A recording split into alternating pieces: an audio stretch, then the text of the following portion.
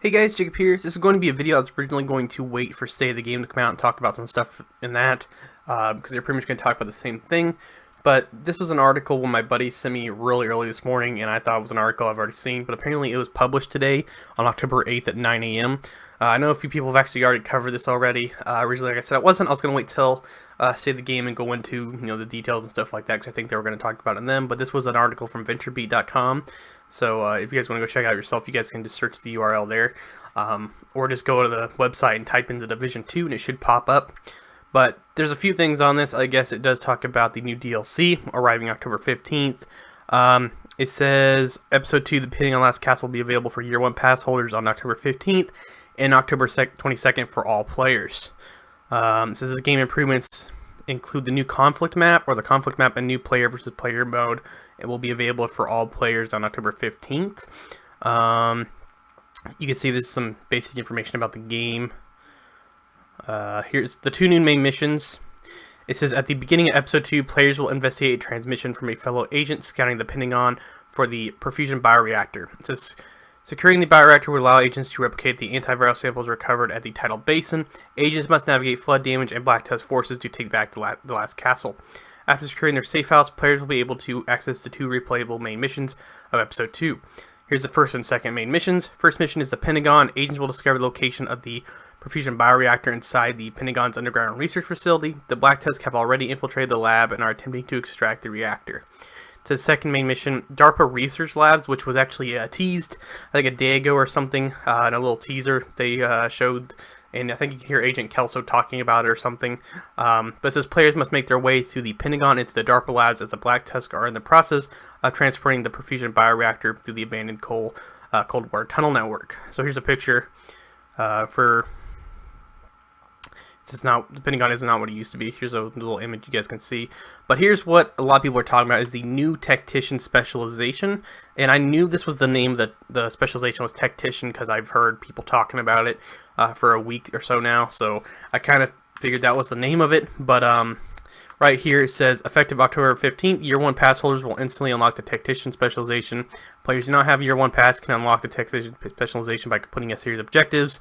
Additional awards, including a signature weapon skin, are also available once the specialization is unlocked.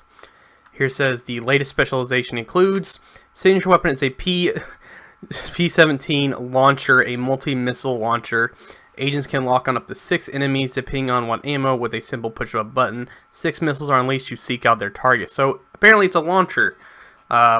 I was thinking flamethrower, rocket launcher, or some kind of new weapon that would be used to disable skills of some kind, but rocket launcher was up there. I wasn't 100% sure, thinking it was going to be some kind of launcher, but there it is. You guys can see it is, it's a launcher. So it says the sidearm is the Maximum 9, which if you guys are not familiar with the Maximum 9 is, it looks like this right here. That's a picture. It's been used in Ghost Recon Wildlands. It's kind of like a silenced built-in gun that has a built-in silencer in it, if you guys are not familiar with that.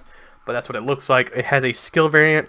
It says Artificer Hive, which is, or the Artificer Hive is basically, I guess, a skill that allows you to get your skills back quicker, is what I've heard. And the grenade mod is an EMP grenade.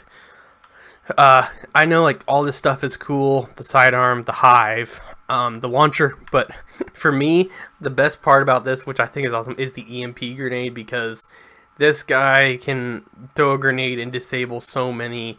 I don't know if he can disable the drones or not, but if he can, I'm pretty sure he'll be able to disable the drones in potentially maybe in like the raids or something, or you could just throw this on top of Razor while the drones come out and disable them, which would be really awesome.